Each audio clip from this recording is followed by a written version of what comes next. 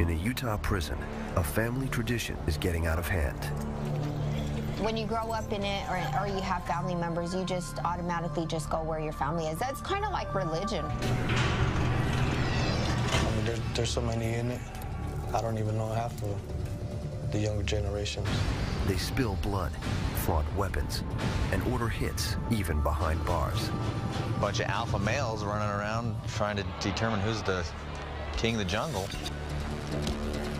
Officers have to stop the violence before it spreads. I like beating people and watching blood squirt out. Inside Utah State Prison, this extended family is all about a gang.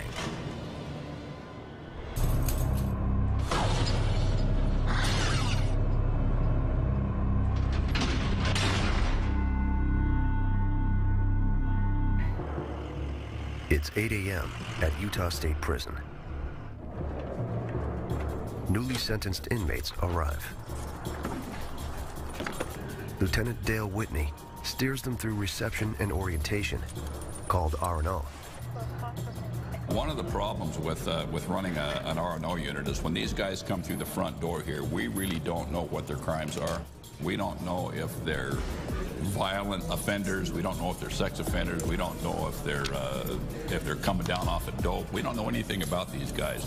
So that makes them a little bit more unpredictable. This full-service facility sits at the base of the Rockies. Inside live 80% of the state's incarcerated. The massive complex houses all security levels, from thieves to serial murderers, and contains its own mental health facility. USP is also home to the state's most dangerous women, over 400 of them. Their records as varied as the men's. But the biggest challenge in this prison, controlling gangs. Out of nearly 4,000 inmates, over 1 in 4 have gang ties. The problem with having gangs inside an institution is they start to click up. They start to develop their own little societies inside the prison. They start to get involved in the smuggling trade, like trying to smuggle tobacco or drugs into the institution. They run a little, almost like a mafia type organization. Okay, I need you all to move down here. I would say the largest percentage of the inmates that come through the gates of the prison, if they're not in a gang when they get here, they're probably going to join one before they get out. To prevent gang fights, the prison locks new inmates down. For the most part, it's 23-hour lockup. Your recreation will be inside the sections. Okay, anytime you come out of the sections, you will be in restraints. One of the most important forms that we need you to fill out is the body disposition form. Please fill that form out completely with a name and an address and a phone number of somebody we can contact in the event that you die while you're inside the institution. My suggestion to you guys is if you're gang affiliated, you better put that in check, and you better put it in check in a hurry, because your time here will become very difficult to do. Okay? Stay out of the gang crap. USP has a long list of gangs. The Sureños, Crips, Aryan groups. Most began as street gangs. Behind bars, rigid codes keep members in line, disobey gang leaders' orders, and face bodily harm. Gangs like the California-based Sureños are notorious for violence. Behind bars, they created a criminal empire by forcing smaller Latino gangs to join them. Today, their membership is in the tens of thousands. Gangs at USP caused violent incidents to spike, nearly doubling in just 5 years. It falls to Sergeant Tracy Skinner to locate the gangbangers and keep them under control. Inmates in gangs use hand signs like these to show their allegiance. But that doesn't make rounding up active gang members any easier. It's Sergeant Skinner's job to pull out these gangsters from general population and put them in a special housing unit. This is what Skinner calls fishing. It's like taking all the sharks out of the fish tank and putting all the sharks over here where the guppies can swim safely. We're going to come and see if we can find, any gang activity, gather any intelligence that we can gather. First, Skinner must find out who's a gangster. To carry out orders, gang members must stay off prison staff's radar. Denial is key. You sure you're not the Juggalo? No, my friend gave me pictures when he left. Oh. The thing I'm interested in is the swastika. I'm not. I have nothing to do with it. It looks like a Crip to me. So I don't gangbang. Don't be with me. Where's your house at? Skinner's primary technique, casual conversation. Don't play his card. The goal, reveal gang connections. We try to talk to them like they talk to each other, because they associate with it better. He hopes to get inmates to open up. They can try to get with us. Did you hear about what happened over in Uintas? No, what happened? Oh, Serenos and Tracy's got it on over there too. It is a game. It's a cops and robber game. They're playing it with us, we're playing it with them. It's a big game. Skinner's next step, sift through inmates' pictures, drawings, and letters. Gangs communicate in their own way. What do you got? Oh, that's my boy. This one uses a written code to keep their message under wraps. See what I'm talking about? Where's our Swazi? Oh, yeah. This right here is your runes. Who is it?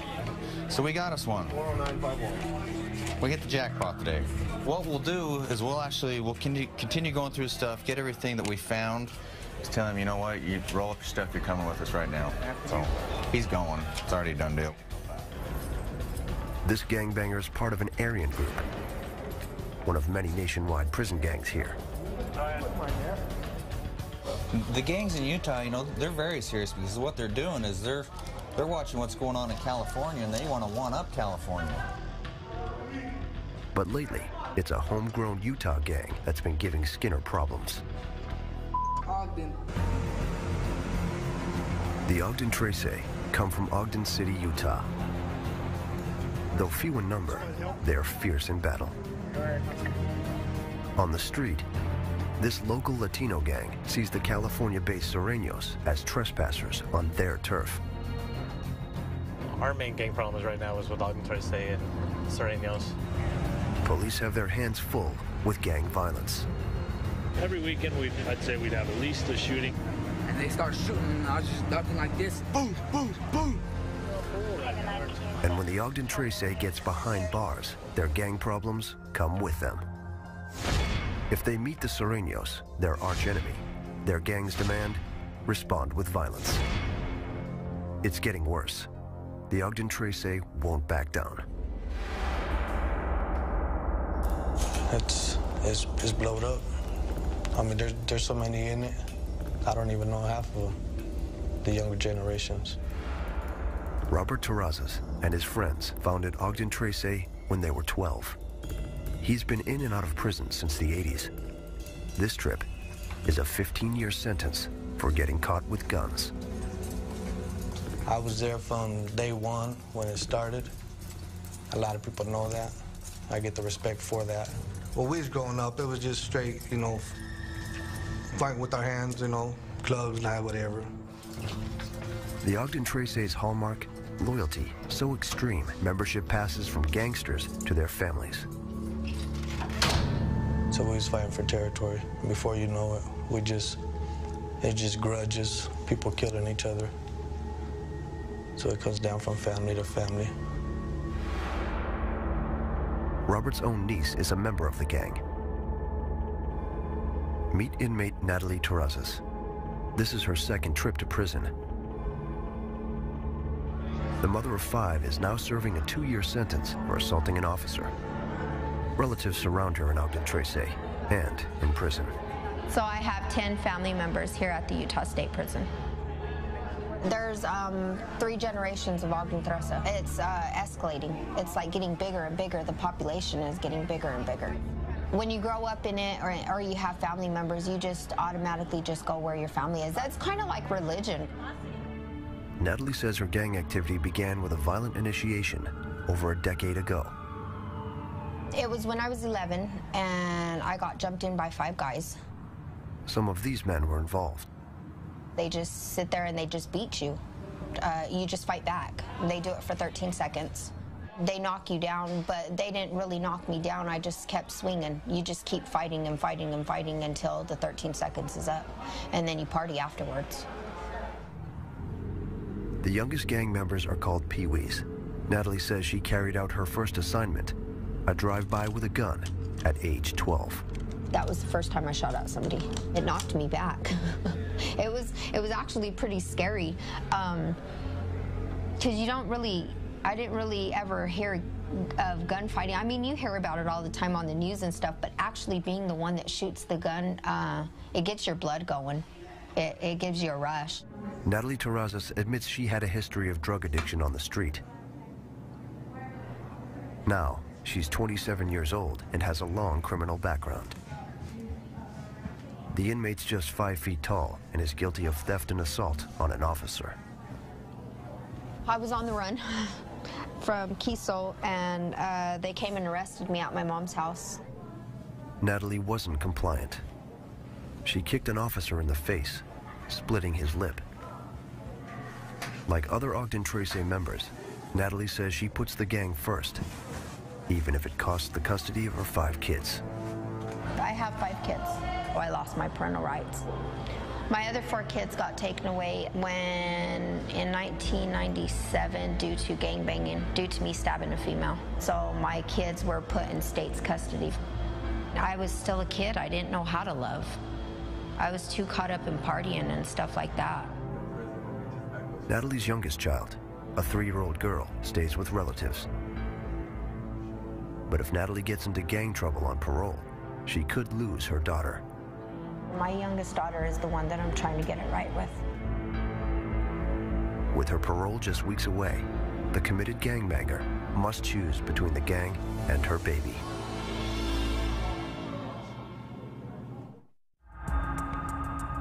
At Utah State Prison, officers face a different hurdle when criminals behind bars also happen to be mentally ill.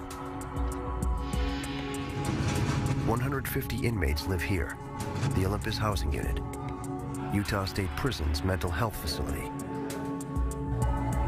Even though up to half of the U.S. inmate population has mental health problems, facilities like Olympus are rare.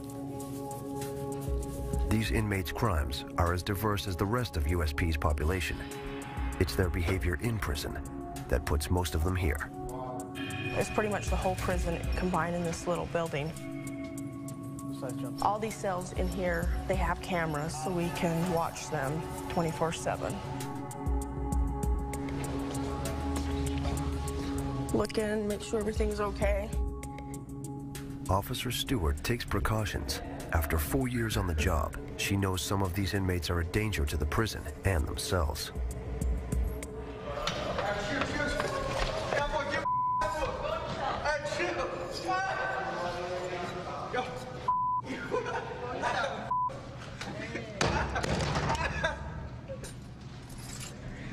These inmates, they can switch on a dime. They're mentally ill. You don't know, one day they're taking their meds, the next day they're not.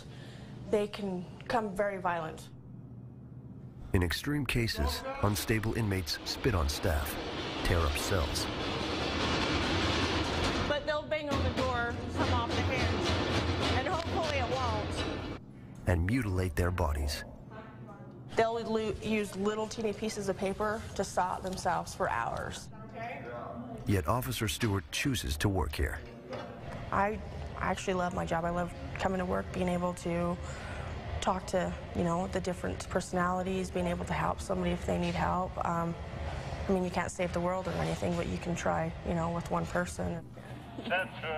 This guy right here, he is on suicide watch. He plugs up everything. He wipes his feces all over the wall.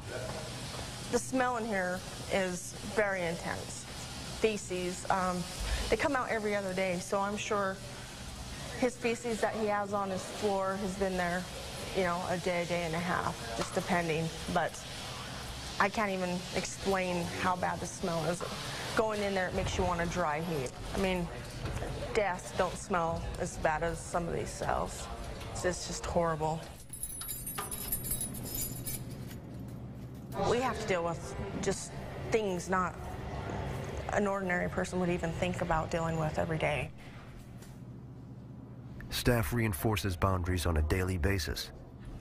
Well, they know who they can prey on. These guys are very manipulative. 1 year ago, Officer Stewart felt the risks of the job firsthand. She became a victim of assault.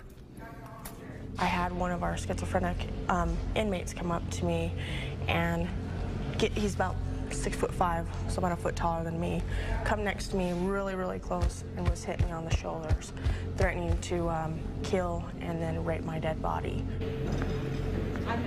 He finally just walked away and went into his cell. That was probably the scariest thing that I've had in my career happen here. The next day, he didn't remember anything. Stewart refuses to be intimidated. I can't come in here every day being afraid, because they'll thrive on that. I'm here to do my job, go home safely, hopefully. Go ahead and get up. Officer Stewart deals with dozens of aggressors on a daily basis. In the gang unit, Sergeant Skinner deals with hundreds. Last year alone, there were nearly 100 gang-related incidents at Utah State Prison. 3 Sureños assaulted this inmate. They repeatedly sliced him with a knife. Only 1 weapon was found. But some of the worst attacks, when gangs punish their own for not obeying orders. When they have a violation, they'll cut up their own just as easy as they cut up their enemy.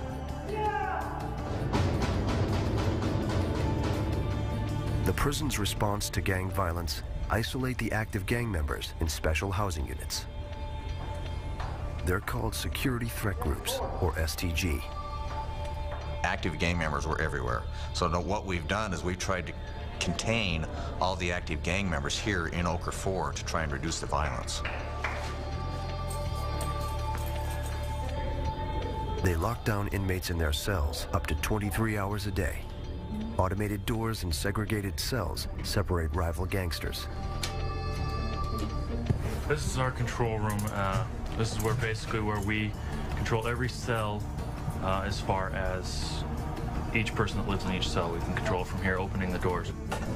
We never open more than 1 door at a time. Mr. Hanson, what's going on? The prison reserves STG for the most dangerous gangbangers. Today, Skinner meets a new arrival. Where are you from? From Central City Locals, Ogden 13. Inmate Nate Hanson is a self-proclaimed Ogden Trace. At 28 years old, he's already a career criminal. He's in prison for 4 years and has been an active gang member for over a decade. Have you got anything in there you shouldn't have? Anything gang-related? We can't have gang stuff over here? I thought that's what this unit was for gang members. Oh, this is the gang unit, but you can't have any gang-related paraphernalia. You're not over here to gang bang. Well, that's my intention. That's what I came here for. It's a gang bang? I thought you guys facilitated No, we don't facilitate that. So here's your rule book. Yeah. So you gotta read everything in there, all right? Don't want to be able to sell, don't be Sureño killing, or Central City Local one anywhere. Skinner will segregate Hanson with other Ogden Trace. But first, he searches for gang contraband. He's got a scrap killer. Scrap is a derogatory term for Sureños. Their enemy is the Sureños. Gang communication can foreshadow activity, even violence. Yeah, it's gonna cross out as. If we find any of that stuff, he'll get right up and stuff, all right? So, no more of that. Anyway, how long have you been from the Central City? Most inmates deny gang ties, but Hanson speaks proudly about the Ogden Trace. 15, 16. since I was about 13, 14 years old. How old are you now? I'm almost 30 now. Don't be beating anybody up. If you get in a fight, you're gonna go straight to max, no question. Hansen disregards Skinner's advice. He talks about fighting the Sureños at any opportunity. I'm gonna go for it. You're gonna go. We're gonna go heads up, whether they want it or not. Wow. It's on site. We're definitely at war right now. All right, go ahead and roll up your stuff. Just wait for that day when I get around somebody I can deal with. Let's put you in your house. That's all there is to it. It's a waiting game. Always keep your eyes and ears open. Skinner keeps his eyes open too. He'll get more cell searches than other inmates will. We'll watch him closer when he's out on rec to see who he's associating with, talking to. We'll listen to his phone calls more. He knows that with the Ogden Trace, it's not a question of if violence will occur, but when. Out in general population, inmates have more liberties. Recreational yard time is a prison luxury. It's the one place where male and female inmates interact. This is the matchmaking hour at Utah State Prison. What's that little short mama's name? Is that but they directly contact one another. A single chain link fence divides them. Right now, this is the walking program. I guess they get out there and get their exercise. But for us, it's the stalking program, because that's all we do is stalk them. We're going a lot. Hopefully make some eye contact, you know what I mean? Just wag them down right quick when the cops ain't looking. Being out of physical reach from one another doesn't stop them from chatting. The most popular way to talk on yard is with sign language. Inmates call it flagging. Officers don't condone it, so inmates hide it from staff. Like, this means from in the streets, there's different things. This means I love you, you know what I'm saying? This means I want to hug you, you know what I mean? Holding your hand, hug, yeah. Just stuff like that. But if you want to get specifics on it, then you just spell it out, you know what I mean? These broads are good at it. Leslie Cano, the cousin of inmate Natalie Terrazas, can speak it. I mean, if you're gonna do the alphabet, you always go back, you know what I mean? Backwards. Everything's backwards. So if you're gonna do the B, you do the B like that. The C, and then the D, and then you do the E, and then if you're gonna pause, that's a pause. They keep moving. It's like the little entree at the restaurant where the pie keeps circling. That's what we're doing. We're looking at the pie, circling. You get to pick which one you want. If you can't get that one, suck it up and find another one. If you get a hit, she'll let you know. You'll be like, hey, mama, what's up? Can I write you? And then she'll give you, yeah, she'll let you know. Yeah, if she gives you a name back, then you're good to go. And we got some ugly ones coming too. Damn. That's the pie I was talking about. It's no good pie. That's no good. Leaving yard with a pen pal is a success, but it doesn't happen every day. Parade is over. Wait till tomorrow. For some inmates,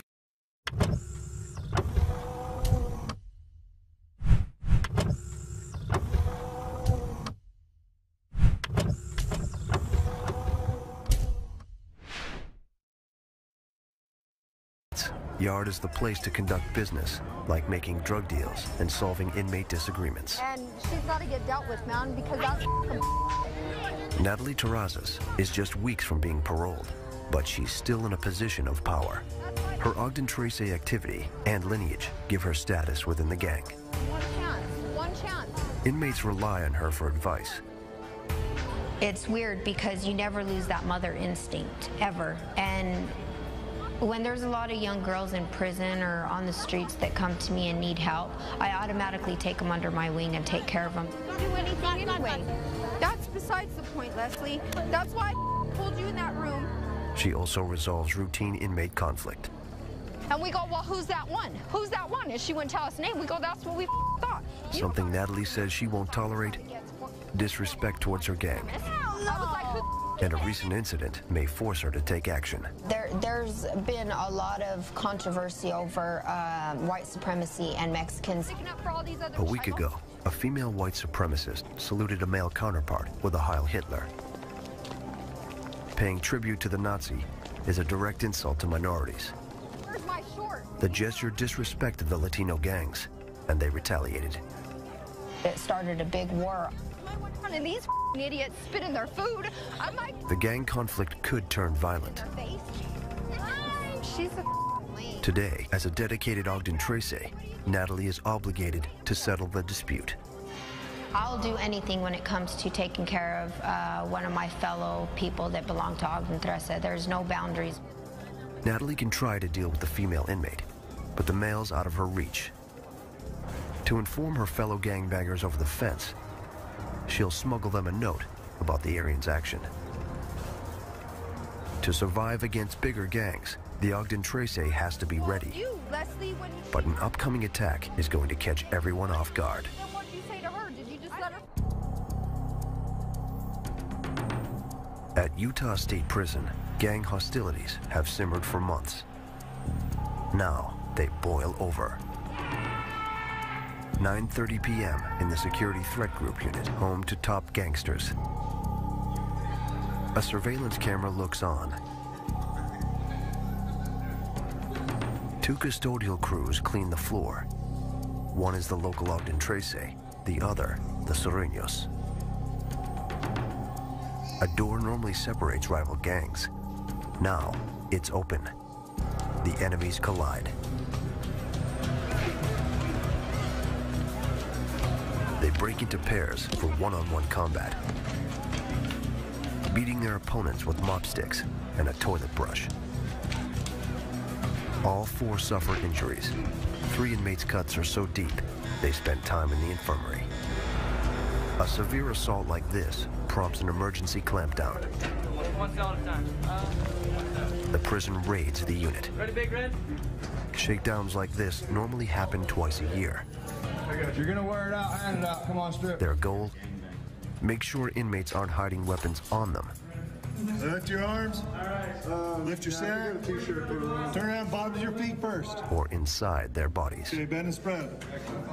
Okay. Next, Sergeant Noor and his officers comb through the cells. We check everywhere in the cell. There's a lot of hiding places in a cell. I mean, they've got 24 hours a day to find these hiding places, and we just got to keep up on where they're hiding these weapons. So we do find a lot of shanks in these hidden places. Weapons and contraband could be anywhere, tucked in a magazine or letter. We'll go ahead and open them up, and they'll have razor blades stuffed inside of them, which they use for, it's a very big weapon that they've got here, is razor blades. And even concealed in a vent. We go ahead and check them. If we can find anything, we have little pieces of metal that we can dig in here and try to retrieve the shanks or whatever they have hidden in these vents. With so much time on their hands, inmates turn everyday items into weapons, even paper. Moisten, compress, and mold it, and inmates have a rock-hard bludgeoning device. This is what's called a water stick. They hit pretty hard. It's just like getting hit with a baseball bat. So I've seen some pretty bad wounds with water sticks, so we go ahead and take them too. So this is the sort of damage water sticks can cause. But nothing compares to the wounds inflicted by a homemade knife called a shank. Inmates craft these out of anything, even toothbrushes. Today's raid yields few weapons. What it does, inspire yelling. They're not happy because we clean them out pretty good. So they usually get like this after the shakedowns. Usually have a lot of problems afterwards, but it'll cool down. But inmates can easily create more weapons out of everyday items, like the meal packs. It is very easy for the inmates to make a weapon because we give them what they need to make the weapon. An officer stands guard as Ogden Tracy member Nate Hansen willingly shows how it's done. A rare glimpse into inmate weaponry. He uses a plastic knife from the condiment pack and shaving blades. All you're gonna do is just get you something that you can hold like this. You know, all you need is a little bit. I'm probably gonna use this end, because that's a little bit short. Piecing them together creates a weapon called a slicer. The razor-sharp edge draws blood from his finger during assembly. You can see that'll cut you up real fast, boy. You put your slicer together in 3 minutes flat. that's just blades, just something to try to cut somebody. But hey, them just either scar your face up, you hit somebody right on the throat, you're gonna take them. Yeah, this is just one of the weapons. It's just one of the many that are out there, just out of household items. Just something thrown together fast. This is something that you can throw together real fast. Loyal gangbangers cause damage when ordered. Hansen's got the skills, and the prison knows it. You better hope you're good, you know? If you've only got one shot with them. Concealing the weapon is easy. I keep them right on my waistband. I might even do it like this. If I ain't got nothing to hide the blade, I'm gonna fold it up in my shorts, right here like that. Officers confiscate this weapon, but Hansen won't be without one for long. I'd rather get caught with a shank than without one. But getting caught without one might make you look like a mess out there on the tier. Might cost you your life, might make you look bad. You don't know. What inmates do know is they must prepare for the unexpected. Women are no exception, and they can get violent too. Ogden Tracy member Natalie Terrazas shares her methods. Yeah, I don't like to fight with weapons. I'd rather fight with my fists. I like beating people and watching blood squirt out. I'd rather just beat the out of them, know that it came from my fist, that I have that much power, than using a weapon and being a sissy. She knows just the place to settle scores. The freezer. This is one of the places that they turn around and they get in altercations. Sometimes we'll have somebody outside of this door watching for the police, wherever they're at or whatever.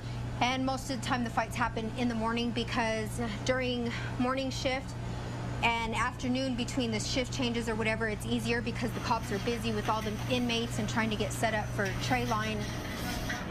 The freezers are both noisy and soundproof, making them ideal places for fights. This is the best area to fight in, because back there, if the police were to come in or whatever, they'd have to get through 3 doors in order to get back to this one, and so it's actually easier to fight back here. For women, fighting in prison has rules. Don't bruise the face, and don't raise the suspicion of officers. Get caught and get locked down. When you are trying to fight, it's mostly body shots that you want to get, because you don't want to leave any marks on your hands or on your face or on your body above the head, because then that signifies a fight. Despite the risks, Natalie's willing to fight.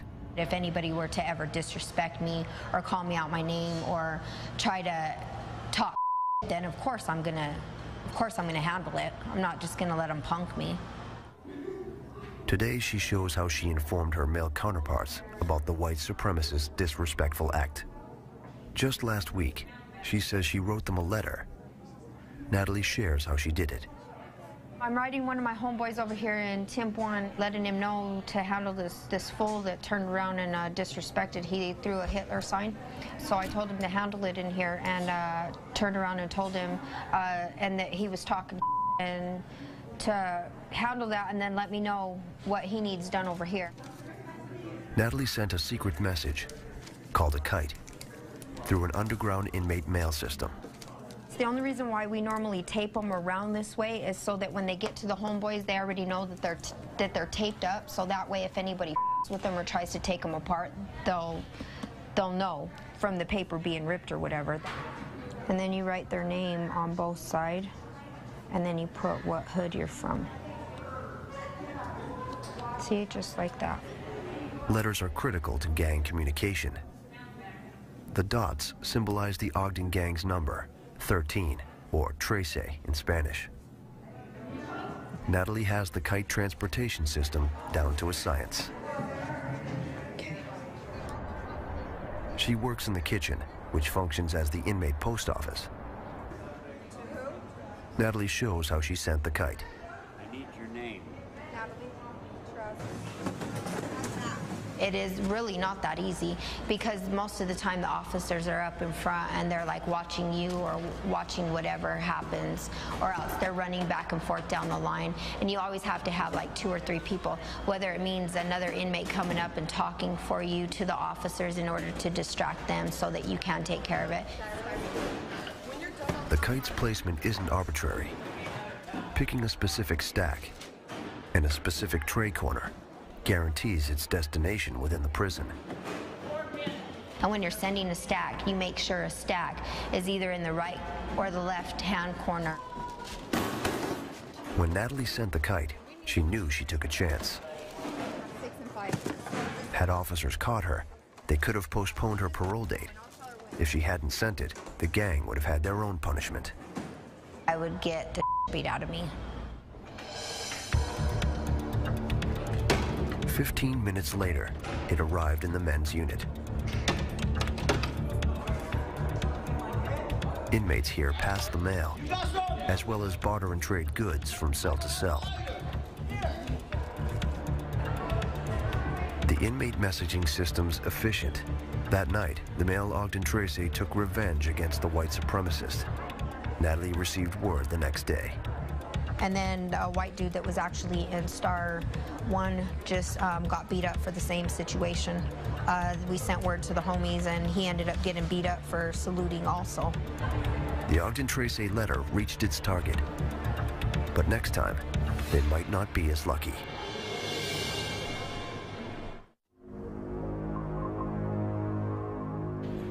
Inside Utah State Prison, it's up to Sergeant Skinner to prevent future gang wars. It's been a week since the Sereno-Ogden battle, and inmates in his gang unit have been quiet. Maybe too quiet. But sometimes skin speaks louder than words. 101. Tattoos, gentlemen. Tattoos serve as gang trophies, and Sergeant Skinner knows how to read them. Let's see your arm. 18th Street. What do you got on your arm? Tattooing's illegal here, but that doesn't stop inmates from marking themselves. They fashion homemade guns from everyday items, like pens and hairdryer motors. New tattoos alert the prison to gang activity, and may even reward foot soldiers for completing assignments, such as beating down a rival. To keep gangsters in check, Skinner must be able to decipher the fresh ink. What do you got on your shoulder? What does it say on your shoulder? Let's see your arm. Put your arm back up. Let's see your feet.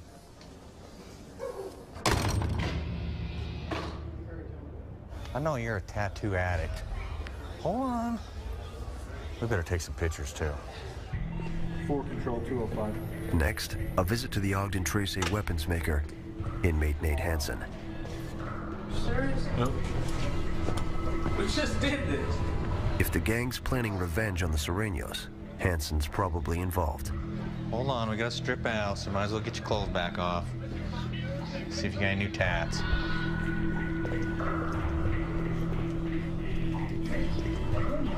Hansen wears his gang's brand, O'Tracy Tattoos, on his legs. They come here a lot. They know I'm active. I'm somebody that's got it. Once you get a name with them, even if you ain't really doing nothing bad, they're gonna keep coming here repetitively if they found in the past. But Hansen's stockpile of razors suggests he's planning something. What do you got the razor blades in here for? Those are all intact. That's just my extra hygiene. A wash per now? Searching Hansen's cell yields intelligence, including a letter. What's Strudel up to? Central up, loco? That's not how we want to start our letter. Yeah. All right, you got everything, our goodie bag? Once out of Hansen's sight, Skinner gives the letter a thorough read.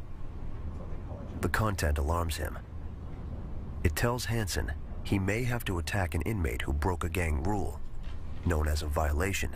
He's in constant communication with known gang members out on the street, and they're writing to him, telling him who has a violation coming so that he can deal with it.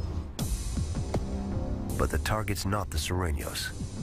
A fellow Ogden Tracy is. Hansen seems to be plotting to take down a snitch. Gang members claim there's evidence, called paperwork, that someone from within betrayed the gang. Because this guy's here and he's got to do something to him. You know, because it tells in here that the inmate is a rat and they've got paperwork to support it, so Rat's not a good thing in prison. The targeted inmate lives within Hansen's reach. And until the Ogden Trace notify him to attack, Hansen stays on standby. Skinner can't let gang members wage war in his unit. We take it seriously. You want to watch the ones that admit they're active because they're the ones that are going to jump at the chance to get their enemy. Yes or no? Do you have any safety concerns? No. The sergeant starts by informing the snitch that he's in jeopardy. So you're all right? Yeah, till that comes through. Okay, well, if it comes through, you need to let us know. I can't protect you from the unknown. Yeah. But if something's gonna happen, you need to tell me. Skinner's next move: remind the gangbanger who's in charge.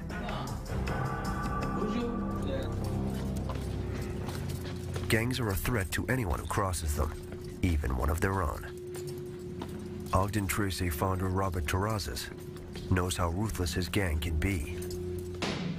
They wouldn't hesitate to shoot you. They won't hesitate to whoop your. They're not going to hesitate about it. They demanded the respect, especially for their hood.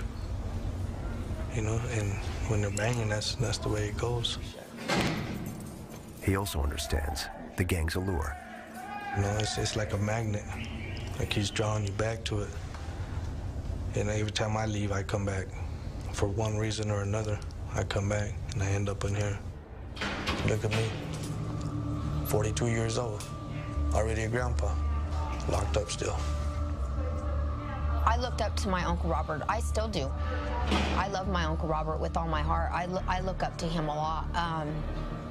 He was my role model. I liked the way he handled stuff, the way he handled business, the way he put people in check. If anything, if I was messed with, he would handle it on site. With her parole just a day away, Natalie spends time with family and tries to prioritize her gang or her child. Just go out and be with your kids, man. How with everybody else? I'm stuck. To get her daughter back, she must stay out of gang trouble for a full year. I don't want my daughter to resent me. Me end up dying over a bullet wound or whatever and not thinking about her. I'm missing a lot in my daughter's life. She's only 3 years old, man, and she needs a mom because I don't want her to grow up in a gang. As a career gang member, Natalie's loyalty is divided and her choice is limited. But she's considering an option that could change her life.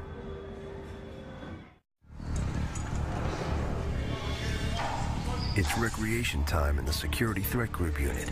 Sergeant Skinner keeps track of the gangsters. He hones in on one in particular. An Ogden Trace letter put inmate Nate Hansen on the prison's radar. It warned him to punish one of his own. Now is Hansen's chance to attack the marked inmate. We're in the control room right now, and they can't see in here because we have the glasses got mirrors on them. So they can't see in here, it's tinted. And they don't know who's looking at who or who's even up here. We're just looking to see who he's talking to, how he's interacting with other inmates, see what type of body language he has. Then, Skinner spots Hansen with the letter's target, the Ogden Trace snitch. Hansen's telling him his options. The sergeant studies the two for clues of a looming fight. Facial expressions and even glares can be telling. Skinner takes no risks. At the slightest hint of aggressive body language, he confronts Nate Hansen in his office. Okay. So we read the letter. What's going to happen with Mr. Me either. Huh? No me either. I'm not going to do nothing. I don't have any proof. The gangbanger waits for paperwork. Gang slang for proof. Are you going to wait till the paperwork gets here? Once the final orders arrive, either Hansen handles it or someone else in his gang will. Let it catch up to him sooner or later on the streets. Well, he's still got time here. He's probably gonna get dealt with here and there. So you get the paperwork, you'll tell me? Yeah. I'll let you know. Go. Okay. All right. Head back in. Don't do anything stupid. Yeah. Okay. Skinner knows better than to trust the gang member. The prison strips Hansen's privileges to the bare minimum and limits his opportunities to attack. Most inmates here get 4 hours of rec a day, but he gets 1 hour, just 3 times a week, with only a handful of inmates. Getting a grip on gang activity is a non-stop battle for officers. You can't stop gangsters like Nate Hansen. You can't stop any gangsters. It's impossible. He's got tunnel vision, and that he doesn't see that there's other opportunities out there other than being a gang member. But new opportunities can overwhelm die-hard gangbangers. Inmate Natalie Terrazas is about to find this out. Today, she'll be paroled. The most important thing right now is to make myself better. More than anything. And then my daughter will be better. With one choice, Natalie alters her life after parole. She decides to stay in a halfway house and stay away from Ogden. So I asked actually to go to a halfway house in order to be on my own instead of just going home and messing up. I think I have a better chance of succeeding than going straight back to my hometown. 2 Easter baskets. I love Ogden. When I think of Ogden, I think of home. But at the same time, trouble. You know what I mean? With the capital T. Because it's Ogden 13. Just trouble. Natalie hopes to get a job and avoid gang trouble, but that might be impossible, even at a halfway house. Cream.